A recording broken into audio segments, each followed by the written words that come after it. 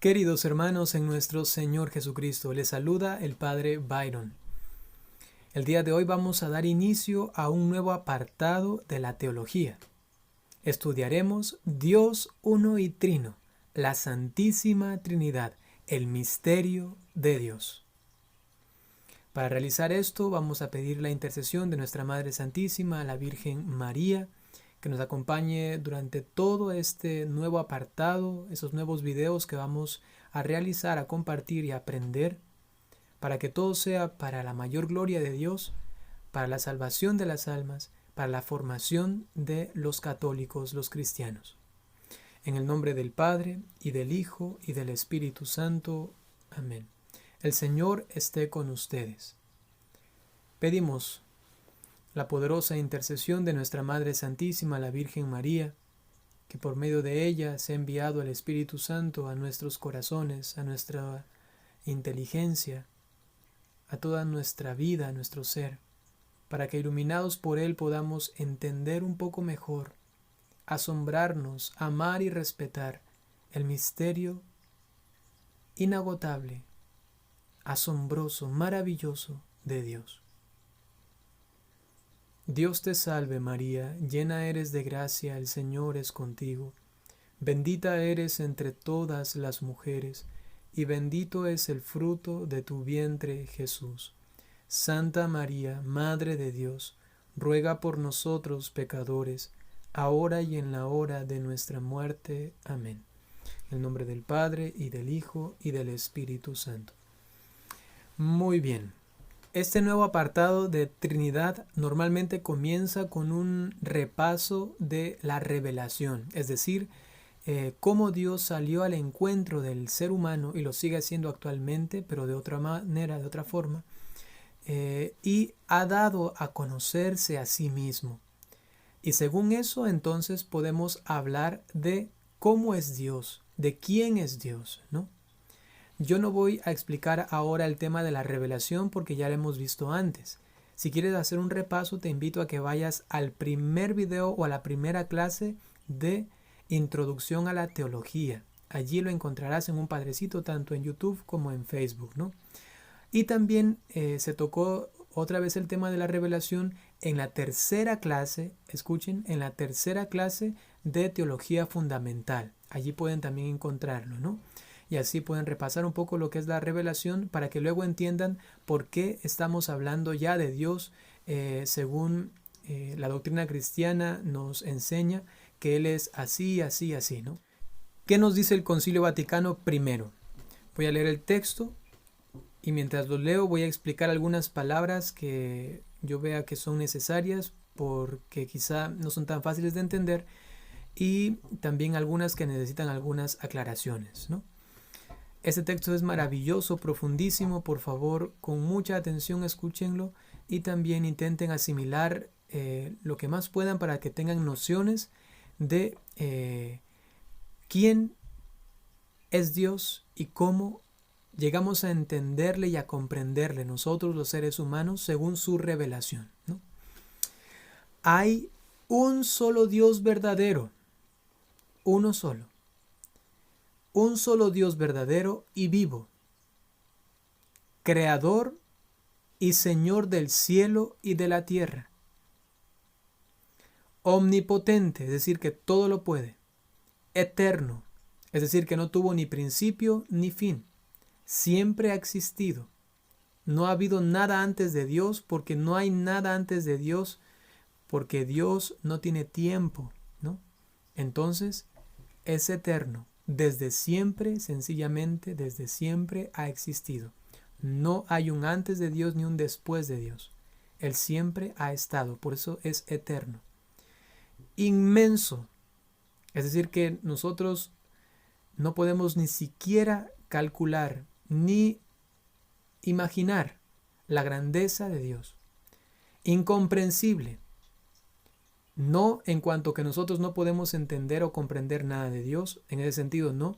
Incomprensible en cuanto que nosotros no podemos comprenderle total y perfectamente. Los designios de Dios son misteriosos. El ser humano tiene una cabeza tan pequeñita y un cerebro tan limitado que no puede no puede comprender completamente el misterio de Dios. Sin embargo, Él nos lo da a conocer para que nosotros, según nuestras limitaciones, tengamos conocimiento cierto, verdadero, aun cuando no sea este completo y acabado, ¿no? Sino que nos da lo necesario para que nosotros le conozcamos lo necesario y así también nosotros podamos salvarnos, ¿no?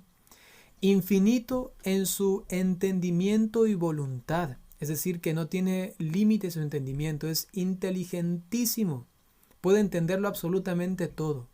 Y también infinito en su voluntad, lo que hace no tiene error y lo hace eternamente, para siempre. Ya dice la palabra de Dios, Dios es fiel a sus palabras, porque es infinito, en su voluntad. Lo que Él decide, lo hace, lo realiza perfectamente, sin cambio. Y en toda perfección.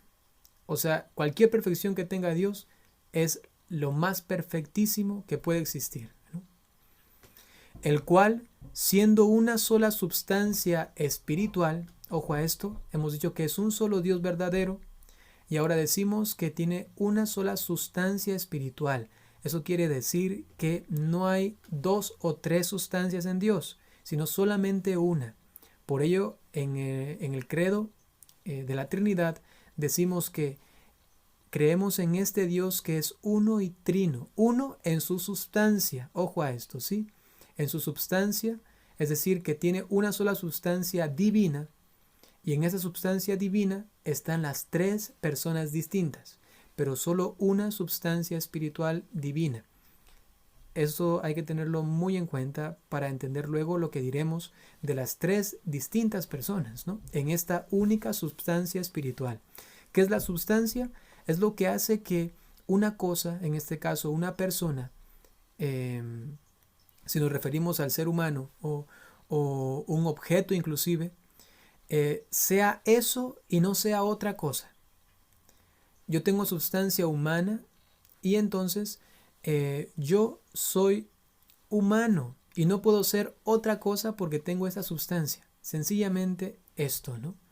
Dios tiene una sola sustancia espiritual y no puede ser otra cosa, sino que es solamente y completamente Dios. Es decir, que una sustancia es lo que hace que una cosa sea lo que es y no sea otra cosa. Dios substancialmente divino es en esa sustancia espiritual, porque Él no tiene materia. Es un Dios sin materia, es absolutamente espiritual, completamente, ¿no? Luego ya hablaremos que la segunda persona de la Santísima Trinidad asumió corporeidad, asumió luego un cuerpo, ¿no? Pero por ahora solamente estamos viendo a Dios en su inmanencia. Si hay palabras que utilizo ahora que quizá no se entiende, tranquilos, que luego vamos a entenderlas, ¿no? Dios en su inmanencia, es decir, en su ser íntimo, en su ser interior, no lo que Él ha hecho hacia afuera, como por ejemplo enviar a su Hijo, como por ejemplo enviarnos al Espíritu Santo, sino en su inmanencia, en su ser interior, en la relación interior intratrinitaria, ¿no? Trinitaria. Él es absolutamente espiritual y de una sustancia divina, ¿no? Solamente la segunda persona de la Trinidad es la que ha asumido un cuerpo, pero que, repito, vamos a ver después, ¿ya?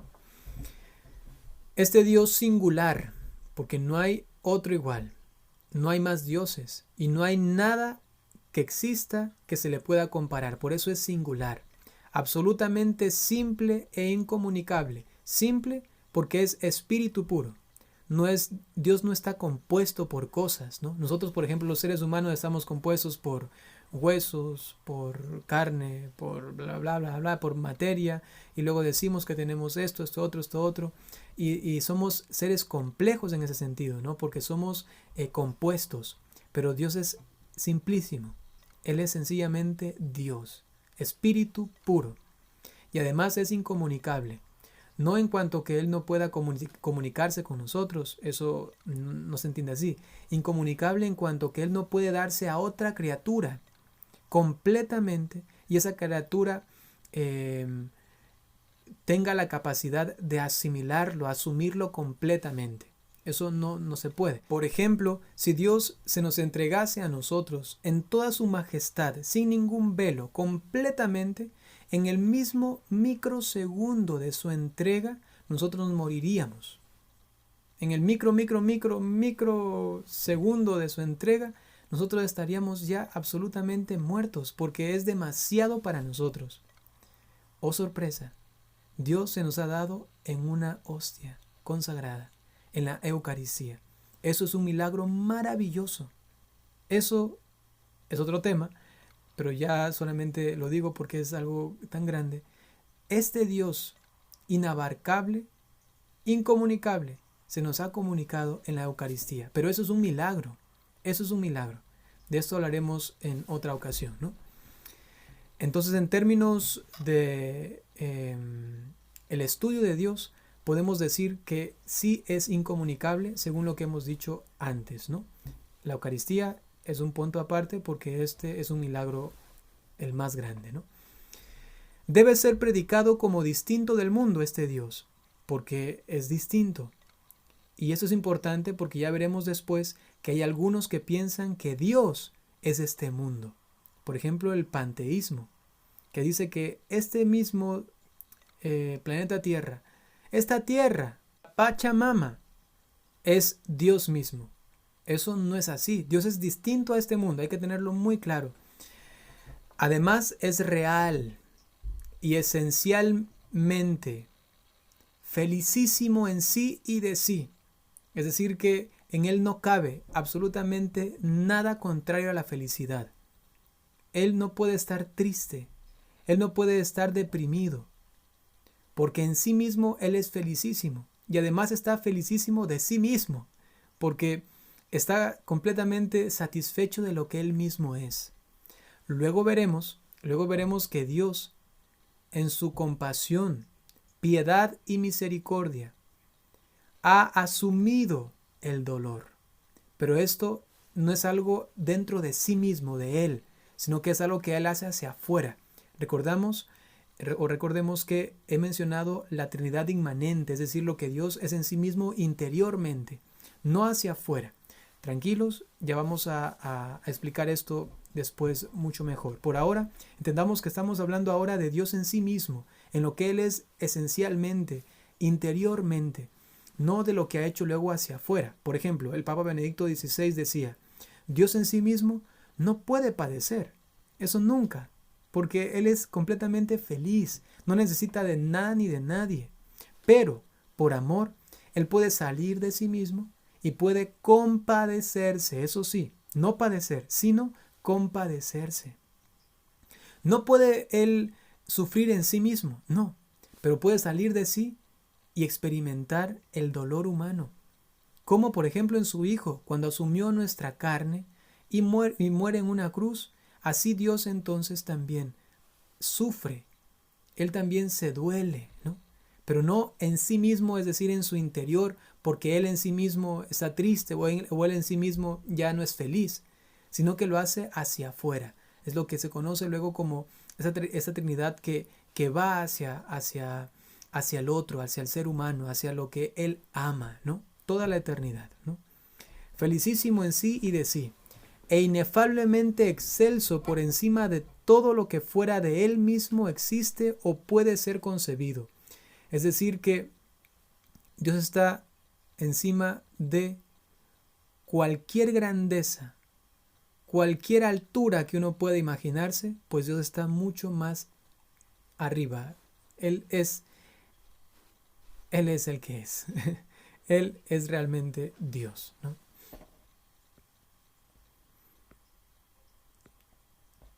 Deuteronomio capítulo 6, versículos del 4 al 5 nos dice: Escucha, Israel, el Señor es nuestro Dios, el Señor es uno. Amarás al Señor tu Dios con todo tu corazón, con toda tu alma y con todas tus fuerzas. Unidad y trascendencia. Creer en Dios único y amarlo con todo el corazón y con todas nuestras fuerzas tiene importantes consecuencias en la vida. Entonces sabemos que Dios es inmenso, inabarcable. Y una vez que uno cree en este Dios único, creador del cielo y de la tierra, en este Dios que nos ama, eso trae repercusiones o consecuencias en nuestras vidas. Veamos unas cuantas. Primero, el verdadero creyente reconoce la grandeza y la majestad de Dios. Es grande y es majestuoso. Eso quiere decir que yo soy pequeño y yo entonces, porque Él tiene majestad, debo servirle y alabar esa majestad. Él es entonces el soberano. Segunda, en el creyente brota con facilidad la acción de gracias. Claro, es que ese Dios es tan grande y maravilloso, tan asombroso, que lo único que puedo es darle gracias, porque me ha creado, porque yo no debería existir, yo no era necesario en este universo o en la vida misma. Yo no, y sin embargo, Él me ha creado. ¿Qué tienes que no hayas recibido? Primera carta a los Corintios, capítulo 4, versículo 7, nos insiste: ¿qué tienes que no hayas recibido? Pues todo ha sido gracia de Dios. Tercera consecuencia en el creyente: él reconoce la verdadera dignidad de todos los hombres. ¿Por qué? Porque todos somos creados a imagen y semejanza de Dios, y les trata a ellos con respeto y amor. Por supuesto, ahora entiendo, son mis hermanos, porque Dios es nuestro Padre. Cuarta consecuencia: el creyente usa bien de las cosas creadas. No puedo maltratar este mundo, ni lo material, mucho menos lo humano. ¿Cómo podría hacer eso? Dañar a una persona, ¿no? 5. O quinta consecuencia: el creyente confía en Dios en todas las circunstancias, porque sabemos que si Él todo lo puede y es tan grande, en Él todo está seguro, en Él ya tenemos victoria, en Él ya todo está realizado según lo mejor o más conveniente para nosotros. Entonces, afuera de nosotros cualquier incertidumbre en cuanto si Dios me ama o no me ama, fuera de nosotros cualquier desconfianza en el futuro, tranquilos, ya Dios lo tiene todo en sus manos. Esto lo cree el creyente porque tiene fe en Dios. Ahora veamos algunos nombres divinos, algunos nombres de Dios. Entre ellos destaca el de Yahvé, revelado a Moisés en la teofanía de la zarza ardiente que no se consumía. Por supuesto, es el nombre divino revelado por el mismo Dios, que significa yo soy el que es, o también se puede decir yo soy el que soy, o inclusive yo soy el que estoy. Yo soy el que estoy. El que es, el que soy, el que estoy. Esto nos manifiesta, nos revela de Dios que Él es un Dios que está siempre presente, que siempre subsiste, que siempre existe, que siempre está junto a nosotros. Esto es maravilloso, ¿no? Normalmente uno podría decir yo soy y un nombre, ¿no? Yo soy Byron, o yo soy Juan, yo soy María, ¿no? Pero cuando Él dice yo soy el que es, el que soy, el que estoy, está refiriéndose a que Él mismo es la existencia. Él es el que es en sí mismo. Solo a Él se le puede decir Él es. Él es. De nosotros no puedes decir Él es y nada más. Si dices esto en una frase, nadie te va a entender. Te dicen, ¿quién es Él? Él es. Nadie te entiende, ¿no? Porque siempre necesitamos de algo que nos califique. Pero en cambio en Dios no. Él es la existencia misma, Él es el ser mismo. Él es el que es, ¿no? Expresa entonces la existencia soberana de Dios. Existe por sí mismo.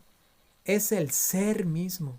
A diferencia de los seres creados, nosotros tenemos que llamarnos creados, porque sí somos, pero somos creados. Él es, punto. Él es el que es. Él es, ¿no? Y entonces nosotros tenemos la existencia, pero la tenemos porque la hemos recibido de Dios. Por ello no podemos ser. Nosotros somos creados. Solo Él es, ¿no? Dios revela otros nombres que señalan algunos atributos divinos. Por ejemplo, Él. Eso se encuentra en la Sagrada Escritura, ¿no? Los que vamos a mencionar ahora. Él, que significa divinidad en lenguas semitas. Ustedes han escuchado, por ejemplo, muchos nombres judíos y de la Biblia que terminan en Él. Por ejemplo, Miguel, Rafael, Emmanuel. Todos esos nombres que terminan en Él están haciendo referencia a Dios. Por ejemplo, Miguel significa nadie como Dios o quién como Dios, ¿no? Rafael significa salud de Dios, ¿no? La salud de Dios. Y así todos los nombres que terminan en Él o que tienen estas dos letras están haciendo una referencia a Dios, a la divinidad. El Elión, que significa Dios altísimo.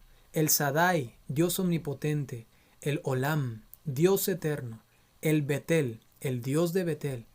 El Emmanuel, el Dios con nosotros. Adonai, Señor. Elohim, plural para designar la grandeza de Dios. Recordemos que en la lengua hebrea no existe una forma superlativa para designar la grandeza de algo, ¿no? Por ejemplo, uno en español dice grande y el superlativo es grandísimo, ¿no? En hebreo no existe. Para hacerlo superlativo, el hebreo lo conjuga en plural a este sustantivo, a este nombre, ¿no?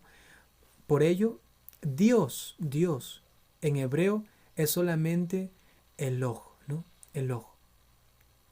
Pero para designar que es el Dios más grande de todos, es el Dios incomparable, es el superlativo de cualquier Dios existente, que luego se entiende en la Sagrada Escritura que solamente había uno, porque luego antes se pensaba que había muchos, ¿no?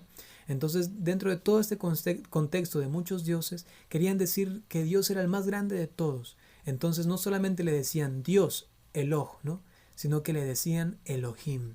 El im en hebreo es el plural, y entonces está diciendo dioses en ese sentido, pero no significa que son algunos dioses, sino que está refiriéndose a que es el superlativo de Dios. Dios, el Elohim, este Dios es el más grande de todos, ¿no?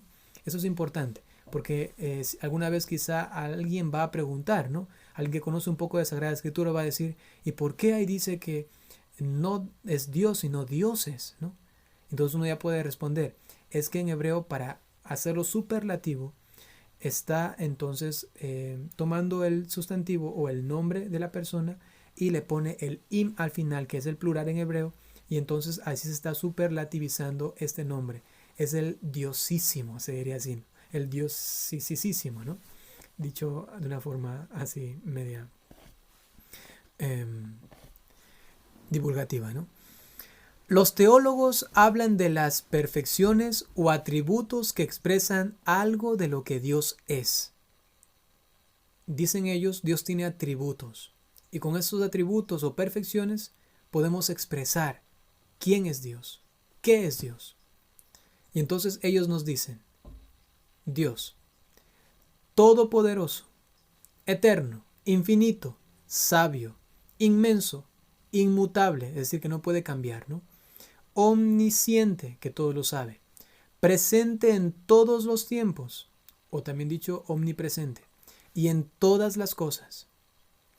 También de las perfecciones morales se puede decir de Dios, en cuanto a los atributos que Él nos ha revelado por medio de toda esta historia de salvación, decimos de Él que es santo, justo, veraz, fiel y misericordioso. Ama a los hombres sin límite alguno. Y eso que hemos dicho es muy poco para lo que realmente es Dios y lo que también puede pronunciar la lengua humana. Los atributos de Dios se identifican con su esencia o naturaleza. Recordemos que era la esencia o la naturaleza, es lo que hace que una cosa sea lo que es y no otra cosa. Es decir, que las perfecciones de Dios o los atributos de Dios se identifican, están unidos, le pertenecen por su esencia misma. Es lo que Él es por sí mismo. No es que lo ha aprendido. Dios no es que un tiempo no fue humilde y luego aprendió a ser humilde. No es que un tiempo no era misericordioso y luego aprendió a ser misericordioso, sino que su ser mismo es así. Y nosotros luego lo identificamos como perfecciones morales. Él es fiel, Él es justo, Él es bondadoso, Él es compasivo, ¿no? Y también los atributos en cuanto expresiones de su ser, ¿no? Omnipotente, Él es omnisciente, Él es sabio, ¿no? Todo esto de aquí también no es que Él tuvo un proceso para aprenderlo, sino que esto le corresponde a su esencia misma. En cuanto que Él es todo eso. Sencillamente así. Dios ha existido siempre, entonces siempre ha sido así. Dios no cambia. Dios es fiel a sí mismo, a sus designios, a su propio ser, un ser de amor, bondad y justicia, a la palabra que ha revelado. El pueblo de Israel expresa un profundo respeto a la santidad de Dios, tanto así que prohíbe hacer imágenes de Yahvé y sustituye el nombre de Dios por Señor, por Adonai. No querían pronunciar el nombre Yahvé y entonces, en señal de respeto, de reverencia a este nombre, utilizaron una forma para llamarle que era Adonai, Señor, ¿no? Era demasiado grande para ellos pronunciar este nombre, Yahvé, ¿no? Ahora, aquí hay algo que alguien quizá puede malentender. Aquí se dice que prohíbe hacer imágenes de Él, ¿no? Porque sí, en el Antiguo Testamento nadie podía hacer imágenes de Dios, porque no sabían cómo era. Hacían imágenes de otras cosas, sí, del mundo angélico, hacían imágenes de animales, hacían imágenes de personas, sí. Eso no está condenado por Dios. Está prohibido hacer una imagen de Él, porque nadie lo podía imaginar cómo es Él para poder dibujarlo o pintarlo, ¿no? En el Nuevo Testamento nos dice San Pablo que el Dios invisible se ha hecho visible y Jesucristo es la imagen visible del Dios invisible. Por ello, entonces sí podemos ahora pintar a Dios, dibujar a Dios según la comprensión y límites humanos, ¿no? Es decir, yo tengo un crucifijo, tengo esta otra imagen de la Divina Misericordia, eso es lícito. Dios no prohíbe hacer imágenes. En el Antiguo Testamento prohíbe sí hacer imágenes para adorarlas en cuanto que éstas no eran Dios. Y también no estaba permitido obviamente hacer una imagen del Dios, del Adonai, del Yahvé, porque sencillamente nadie tenía ni la más pálida idea de cómo era Dios. No se podía hacer una imagen de Él, ¿no? Entonces cuando se hacían imágenes de Dios, normalmente se hacían imágenes de ídolos, pero no de este Dios, el cual no tenía un rostro visible, pero que con Jesucristo ya lo tenemos, ¿no? Trascendencia de Dios.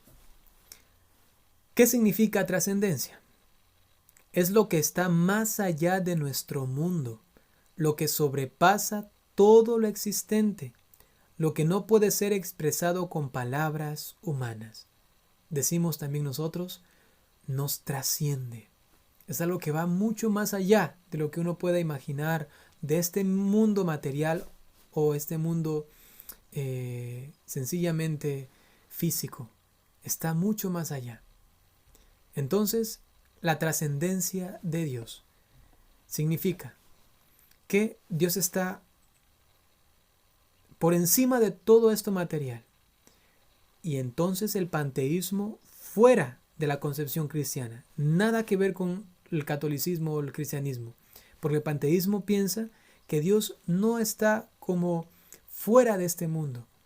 No trasciende este mundo, sino que Él está integrado en este mundo. Es más, Él es este mundo. Esa piedra, ese árbol, ese animal, yo mismo, todos nosotros formamos Dios. Y eso es una herejía. ¿Qué dice el panteísmo? Pues entonces, para unos Dios es la única realidad y el mundo es fenómeno divino. Es decir, que Dios, solamente existe Dios. Y nosotros, todo lo que está en este mundo, somos un fenómeno de Dios. Es decir, que somos Dios, que somos un efecto de Dios nada más, ¿no? y eso está mal, por supuesto, ¿no? Para otros, el mundo es desarrollo de Dios, es decir, que Dios se sigue desarrollando en el mundo. Es solamente una parte de Dios mismo. Y si yo toco esto, esto, otro, estoy tocando a Dios mismo que se sigue desarrollando, ¿no? Y eso está completamente mal. Otros piensan que Dios es el aspecto interior del mundo y la materia sería un aspecto externo, ¿no? Es decir, que esto de acá es Dios en su exterioridad, todo lo material. Inclusive yo soy Dios, el Dios único que existe, en su exterioridad. Eso está completamente mal. Y el Dios en su aspecto interior es ese Dios que está como oculto ahí en medio de todo, ¿no? Eso está muy mal, ¿no? Ojo a esto, actualmente existen muchos que piensan así. Por ejemplo, esos que caen en esta especie de naturalismo, ¿no? Que dicen, el planeta Tierra, o que la Pachamama, y que esta tierra es lo más grande que tenemos, y comienzan prácticamente a idolatrarla, ¿no? En ese sentido, ellos son panteístas. Nuestros antepasados de alguna manera también lo fueron. Yo vengo de Ecuador, mis antepasados, los indígenas, también, cuando daban culto a la tierra, daban culto al sol, creían que todo era Dios. Algunos en este panteísmo y otros en el politeísmo, pensando que habían muchos dioses, ¿no?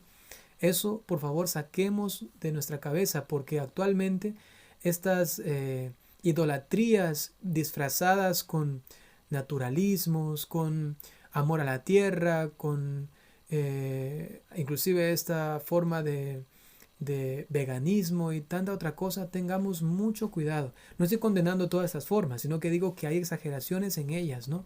Y esto puede hacernos tanto mal y confundirnos, ¿no? A tal punto que algunos llegan a decir, sin base o sin un pensamiento más profundo, ¿no? Respeto cuando un sacerdote piensa lo contrario, ¿no? Pero el sacerdote lo hace ya con base, ¿no?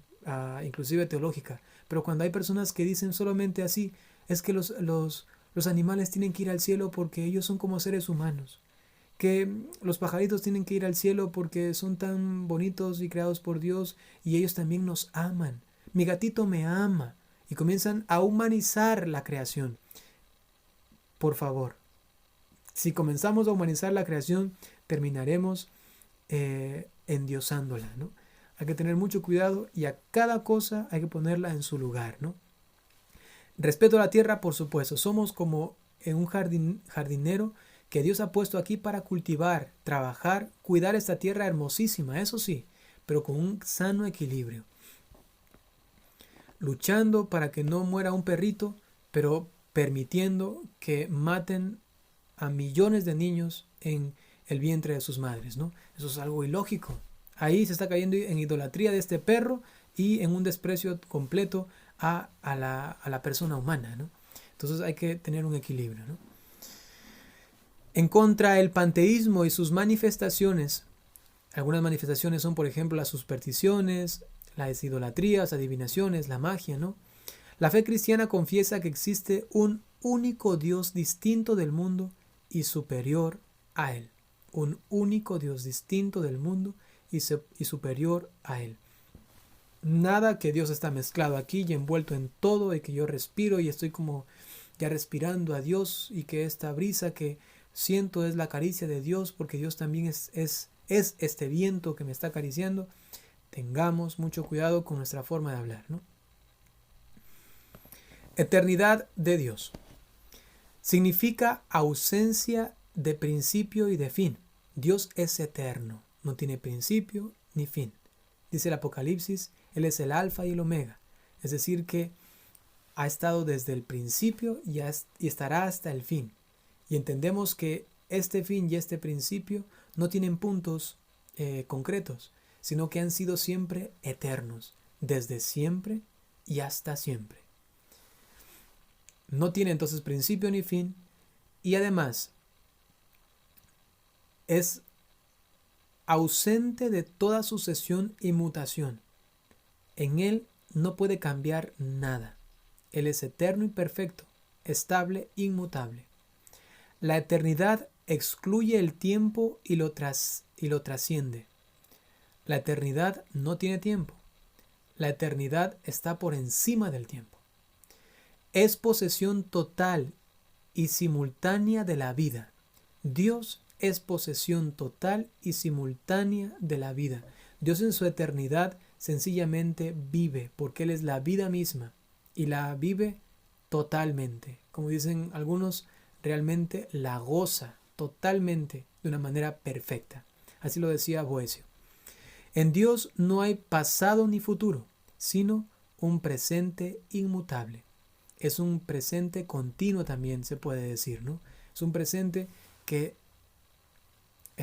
no se puede explicar fácilmente con palabras humanas, ¿no? Sino así, imagínate que no hay pasado, no hay futuro y todo ocurre en un mismo presente, en un mismo, entre comillas, momento, ¿no?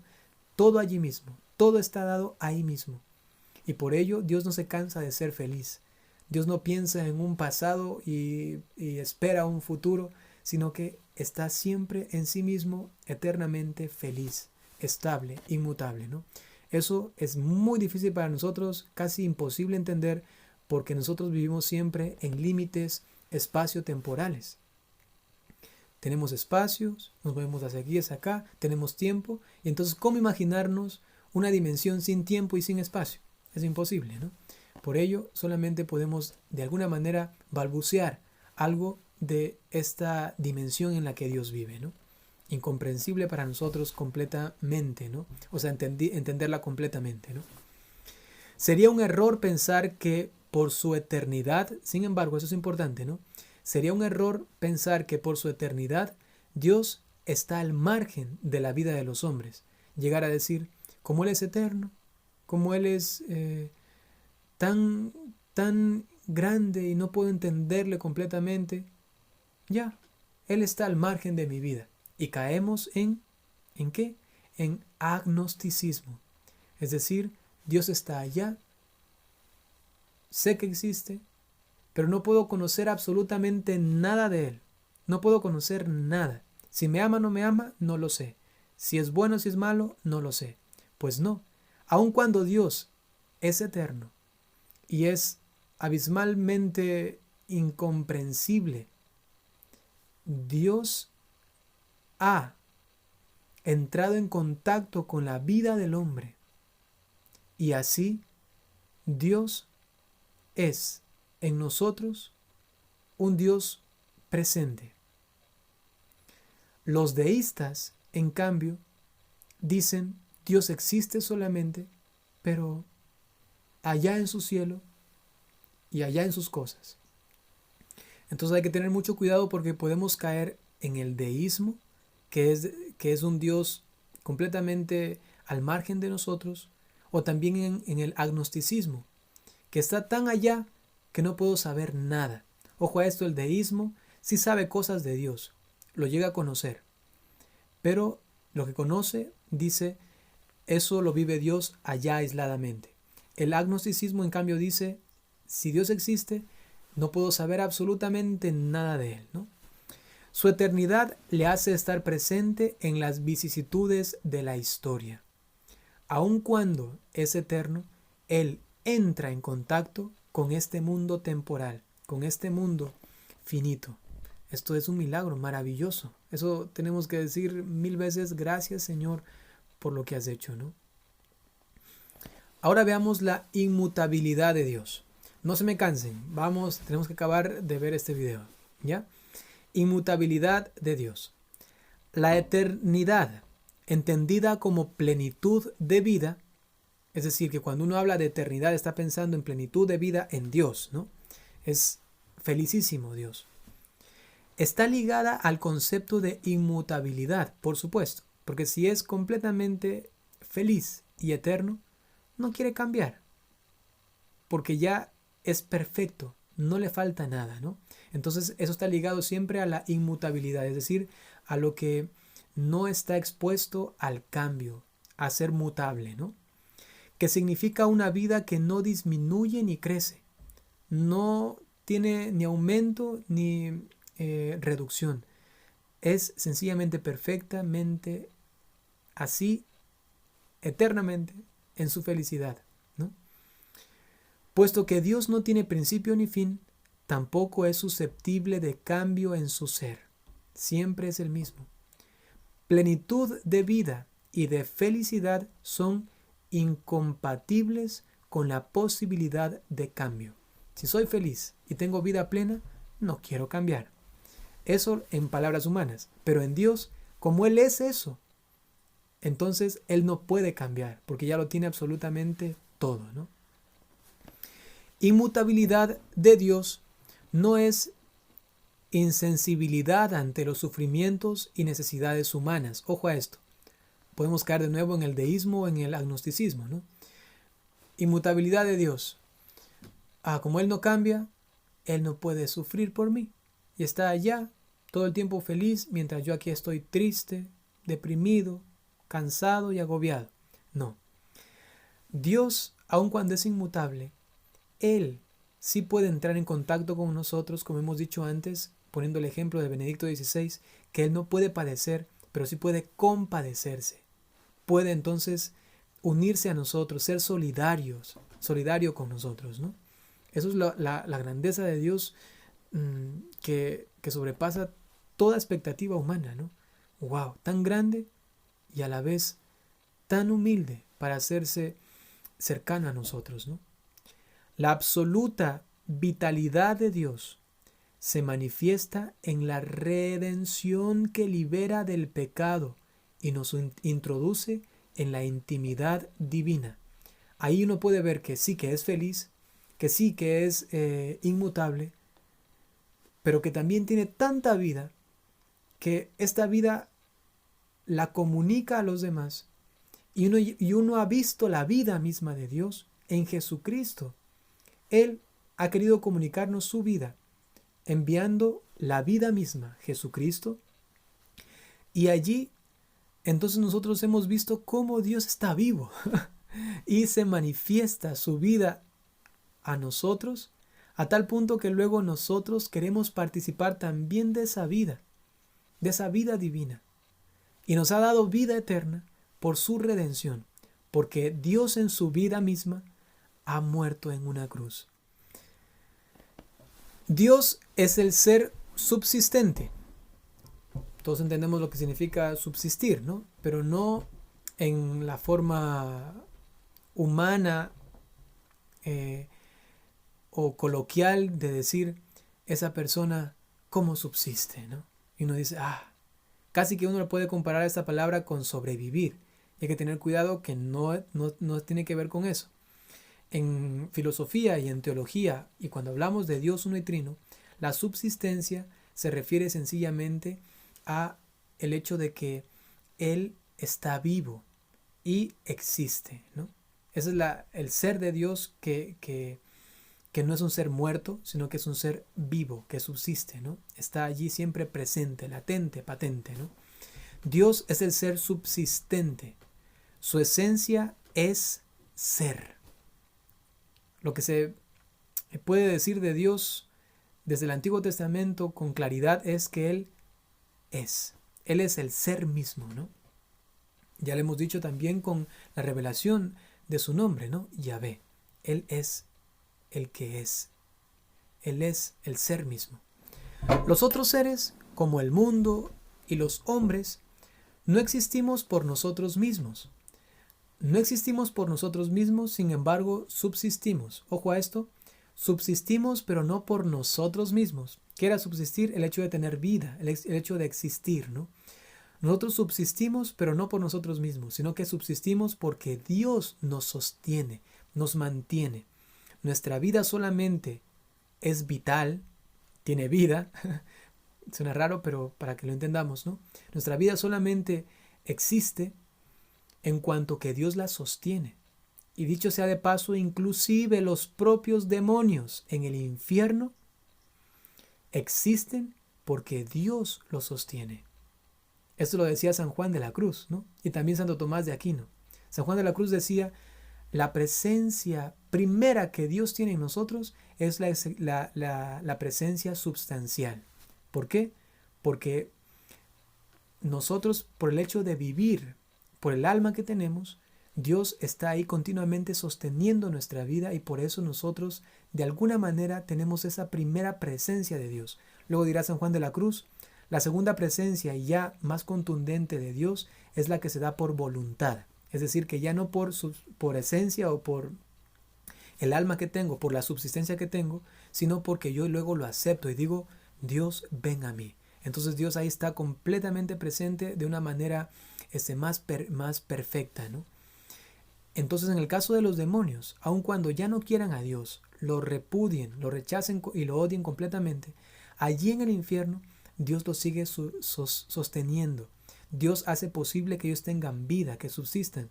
Y entonces Santo Tomás de Aquino nos dice que el único bien de los demonios, de los condenados, el único bien es su existencia, es que viven, ¿no? Y entonces, alguno puede decir, pero Dios es tan malo que ha permitido que exista el infierno y que ahí vayan todos estos seres, ¿no? Qué malo es Dios.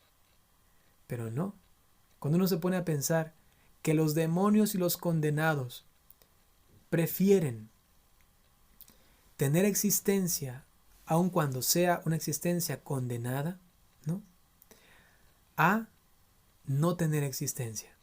Es decir, que los demonios prefieren existir aun cuando no acepten a Dios, pero prefieren existir porque tienen un bien, el bien de la vida, ¿no? Prefieren existir aun cuando existan en el infierno a no existir. Y por eso Dios es misericordioso. Les concede la existencia, una existencia eterna, aun cuando sea de sufrimiento, de dolor, aun cuando sea lo más atroz y horrible que uno se puede imaginar, que nadie pase por eso, pero lamentablemente muchos lo hacen, y esto es eterno, recordemos, ¿no? Dios es misericordioso porque les permite existir, ¿no? Esto es maravilloso, ¿no? Regresemos al texto y nos decía, los otros seres, como el mundo y los hombres, no existimos por nosotros mismos, hemos recibido el ser. El ser que es por sí mismo, es decir, Dios, es el único que puede dar la existencia a los demás seres, el único que puede crear, es decir, sacar el ser del no ser, sacar el ser de la nada, sacar el ser de lo que antes no existía. Esto solamente lo puede hacer Dios, porque Él es el que es. Ninguna imagen creada puede desvelar al conocimiento humano la esencia de Dios como tal. Nada ni nadie nos puede decir perfectísimamente cómo es Dios a tal punto de que nosotros lo entendamos perfectísimamente. No. Jesucristo revela a Dios perfectamente, sí, pero nosotros no podemos entenderlo perfectamente, porque somos limitados. Sobrepasa todo lo que la mente humana puede pensar. Dios es el ser excelso, inefable, es decir, que no se puede pronunciar todo lo que Dios es, no nos alcanzan las palabras, es muy poco. Aquí se puede entonces constatar la limitación de la analogía. Nosotros entendemos a Dios siempre en analogías, siempre con imágenes, figuras, para poder de alguna manera descubrir quién es, comprenderle. Aun cuando, sin embargo, eso se ha limitado, escuchen bien esto, este conocimiento es cierto. ¿Por qué? Porque aun cuando yo no pueda entenderlo perfectísima y completamente, yo puedo entender verdades ciertas de Dios. Por ejemplo, Dios es amor. Que yo pueda asimilar qué significa esto, me falta 10.000 eternidades. Pero yo tengo un conocimiento cierto y verdadero. Dios es amor. ¿Se entiende, verdad? Una cosa es el mensaje, por ejemplo, Jesucristo, como he dicho, ¿no? Nos ha revelado perfectamente a Dios. Pero nosotros, hasta que descubramos y entendamos todo lo que Él nos ha revelado, necesitaremos 100.000 eternidades y más. Y sin embargo, lo que entendemos es cierto, aun cuando sea limitado, ¿no? Esto también es importante entenderlo para luego, en las clases siguientes, tener estas ideas básicas claras y entonces decir, ya, eso es lo que nosotros entendemos de Dios. Y esto no significa que ya lo comprendí completamente a Dios, sino que solamente tengo un conocimiento limitado, pero cierto, ¿no? Limitado, pero cierto, de Dios. El ser divino es por propia esencia absolutamente espiritual, ya lo dijimos al principio, ¿no? Completamente y absolutamente espiritual, espíritu puro. Dios es inteligencia, voluntad y libertad en grado sumo e infinito. Es puramente espiritual y por eso estas potencias espirituales, inteligencia, voluntad, libertad, Él es así de manera suma, ¿no? Es la plenitud de la verdad, omnisciente y ve todas las cosas. Es la plenitud de todo bien. Es soberanamente libre, sin estar condicionado por la limitación o la maldad. Es amor. Todo esto en esta palabra amor que nosotros no podemos comprender completamente, aun cuando es una palabra cierta, ¿no? Presencia de inmensidad de Dios. Esta presencia de inmensidad se da por esencia, como lo decía San Juan de la Cruz, ¿no? Da el ser a todas las cosas y las conserva en el ser. Entonces Dios está así también de alguna manera presente porque Él ha dado el ser y las conserva a todas las cosas creadas. Ojo a esto, no quiere decir que Él sea esas cosas creadas. Eso es lo que dice el panteísmo. Dios sencillamente da y sostiene. También se da por presencia, es decir, que todo está presente a sus ojos. Él lo mira todo y está también en todos lados, pero no es todos lados, no es todas las cosas, aun cuando Él está allí en todas las cosas presente, no es Él esas cosas, sino que Él ve todo en ese sentido, ¿no? Por potencia también, su poder se extiende a todas partes. Él puede obrar como Él quiere en todas partes. Él es el Todopoderoso, ¿no? Listo, queridos hermanos, hasta aquí vamos a llegar en este día con esta clase primera de Dios uno y Trino. Seguramente tienen algunas preguntas, por favor háganlas, pueden hacerlas escribiéndome directamente tanto a Facebook como en YouTube y voy a estar muy atento para poder responderles. Es muy importante, estamos formándonos y créanme, si ustedes continúan con este curso, se van a dar cuenta luego cómo se van a sentir seguros al momento de hablar, de dar la catequesis, de predicar, de compartir la fe. Porque la teología justamente nos da certeza de conocimiento para luego impartir según la doctrina misma de la Iglesia, la revelación de nuestro Señor Jesucristo, la revelación de Dios. Listo, ahora voy a darles la bendición para terminar esta clase. El Señor esté con ustedes. La bendición de Dios Todopoderoso por intercesión de la Santísima Virgen María, San José, Santa Lucía y todos los ángeles y santos. En el nombre del Padre, y del Hijo, y del Espíritu Santo. Muchas gracias por haber compartido este momento. Nos veremos el próximo viernes con el siguiente video, la siguiente clase. Hasta luego.